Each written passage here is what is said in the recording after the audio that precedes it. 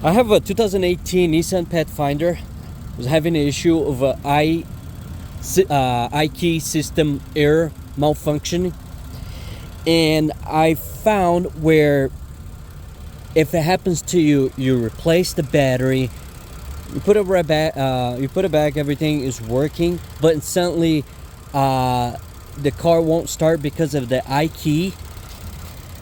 Double check this fuse connector here to the positive terminal connector. There's this wires and connector that goes to this fuses. It can happen when you're removing the terminal. This one of the connector here gets a little bit loose, and with that not all the way plugged in, can have an issue. And that was my issue, and I figured that out later because I put a new battery on this.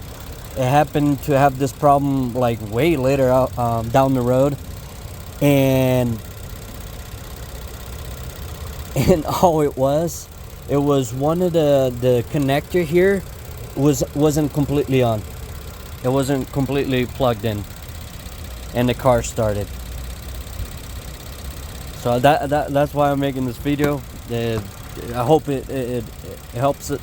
You know, if anything, just check that as well.